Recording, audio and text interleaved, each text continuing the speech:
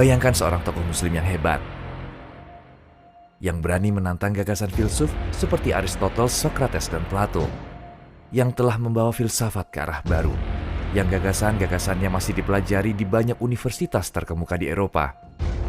Tokoh hebat yang menandai era penting dalam sejarah. Hujat al-Islam, sang pembela Islam, Abu Hamid Muhammad Al-Ghazali. Bagaimana menurutmu jika kuceritakan bahwa seorang bandit yang merampok beliau telah menginspirasi cendekiawan hebat ini memperoleh apa yang membuat Imam Al-Ghazali istimewa? Mari kita lihat situasi di dunia Islam selama masa hidup beliau. Saat itu dunia Islam berada dalam kondisi yang terpuruk. Para penganut batiniyah yang telah merusak umat Islam menggabungkan seluruh kekuatan dan terus menyerang kekhalifahan Abbasiyah sebagai benteng terakhir Islam. Namun ada kejadian yang tak terduga terjadi. Semua suku di Turki mulai menganut agama Islam, dan kekaisaran Seljuk dapat menghancurkan kaum batiniyah. Saat itu penganut batiniyah mulai menyesatkan umat muslim secara sembunyi-sembunyi. Iman mereka diserang oleh penganut batiniyah melalui gagasan yang sesat dan bid'ah, hingga menyusahkan kaum muslim secara lahir maupun batin. Di masa yang kelam seperti inilah Islam membutuhkan tokoh jenius yang mampu menyelamatkan dan dapat membantah gagasan yang menentang keimanan Islam yang sesungguhnya. Dan disinilah awal cerita dimulai. Imam Al-Ghazali lahir di sebuah kota bernama Tus, Iran. Beliau berkelana ke kota Gorgan untuk menuntut ilmu. Setelah menempuh pendidikan selama 5 tahun secara intensif, Imam Ghazali kembali ke kampung halaman bersama teman-temannya. Namun di tengah perjalanan, mereka dihadang oleh kumpulan bandit. Semua barang yang dimilikinya dicuri, termasuk pelajaran-pelajaran yang telah diraih selama 5 tahun tersebut. Karena khawatir kehilangan ilmu yang telah diraih, Imam Ghazali membuntuti kumpulan bandit tersebut.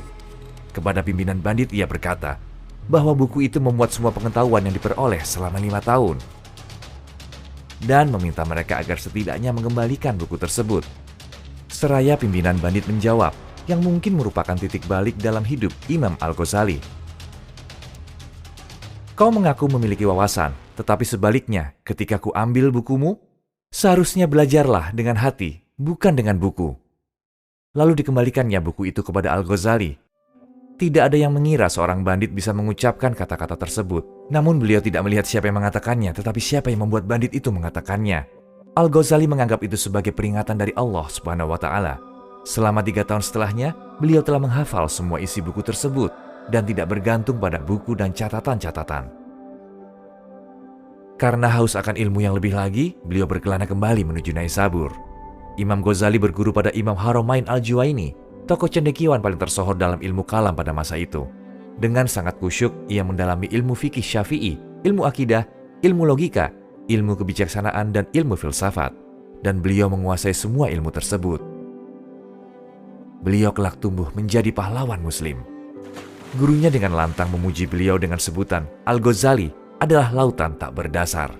Ketika Imam Al-Ghazali sedang menulis kitab fikih Islam berjudul Al-Manhul, sang guru kembali memuji dengan mengatakan, "Kau menguburku hidup-hidup, tak bisakah kau menunggu sampai aku mati?"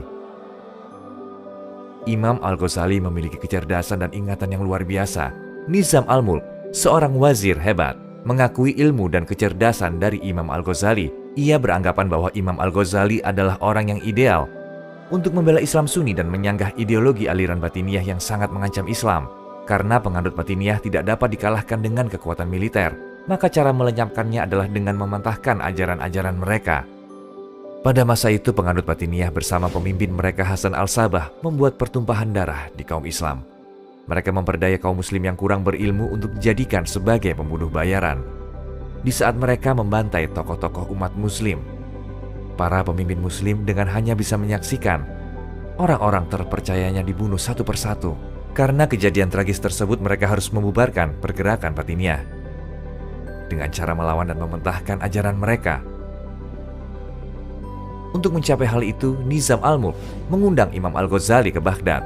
Baghdad adalah salah satu kota paling ramai di dunia pada saat itu dan merupakan salah satu kota pendidikan terkemuka. Di sana Imam Al-Ghazali ditunjuk sebagai tokoh utama Al-Nizamiyah Baghdad yang merupakan salah satu institusi pendidikan terbaik di dunia atau setara dengan rektor universitas pada zaman sekarang. Di sana Imam Al-Ghazali mengajar sekitar 300 murid. Beliau juga mempelajari bahasa Yunani, mengajarkan ilmu filsafat, dan mulai menganalisis dasar ideologi batiniah. Selama proses studi yang cukup lama, beliau menemukan bahwa ada kekurangan dalam gagasan-gagasan filsuf seperti Aristoteles, Socrates, dan Plato.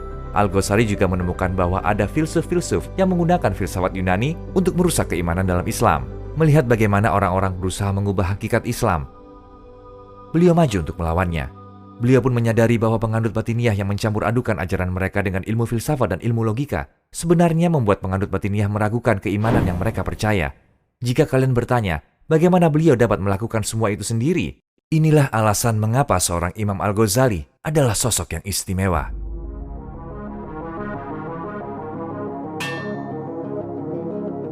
Imam Al-Ghazali membuat rencana setelah melakukan studi dan analisis secara mendalam.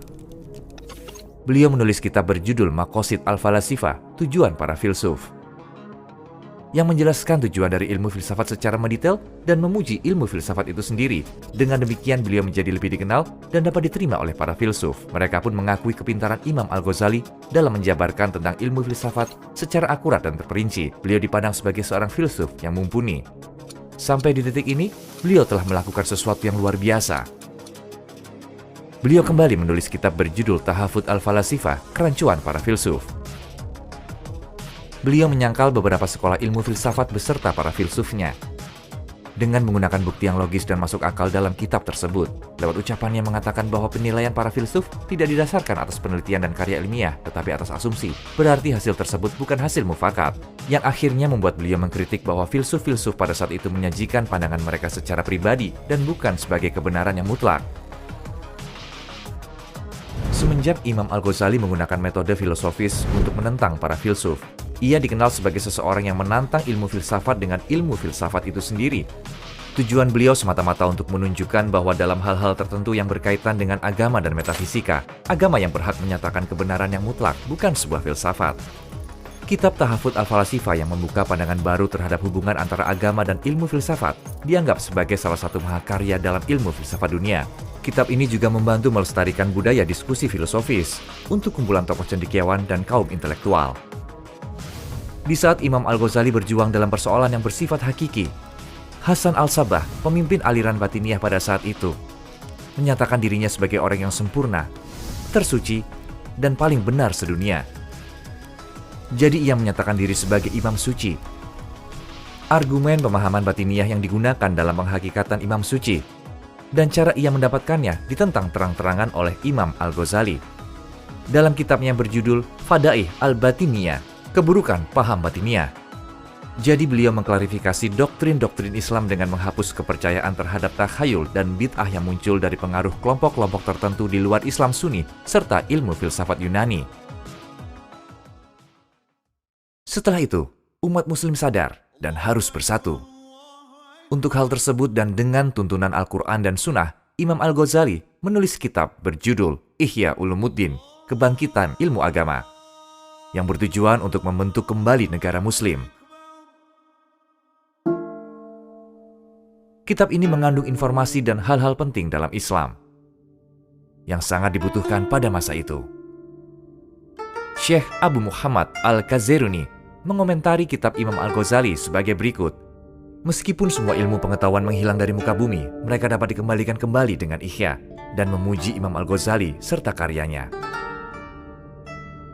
Di tengah semua ancaman lahir dan batin untuk menghancurkan Islam, Imam Al-Ghazali berhasil mengembalikan iman pada Islam yang sesungguhnya dalam 53 tahun masa hidupnya.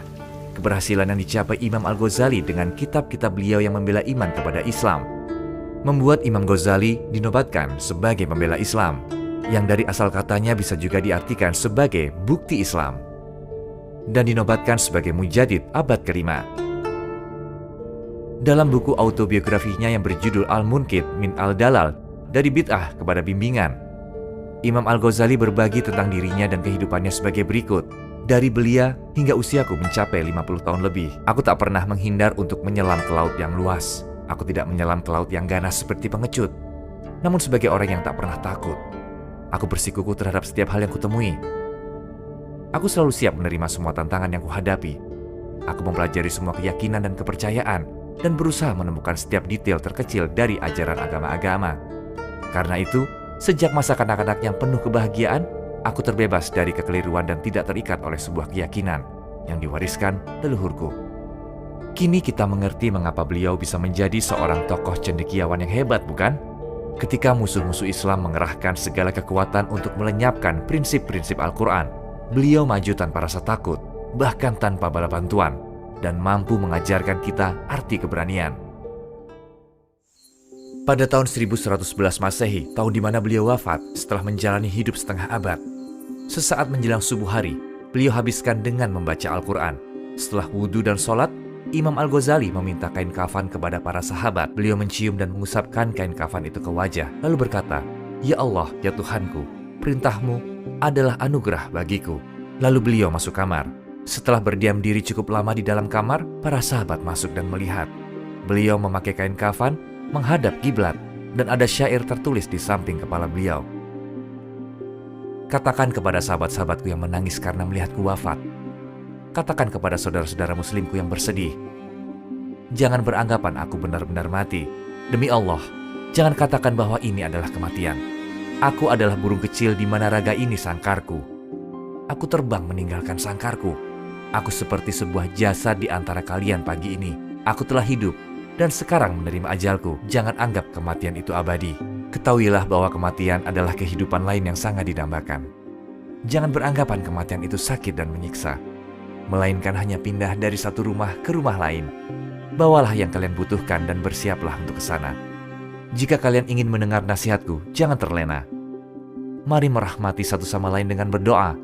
Kami yang telah pergi tahu bahwa kalianlah berikutnya. Kata-kata terakhirku adalah Assalamualaikum. Semoga Allah selalu melindungimu.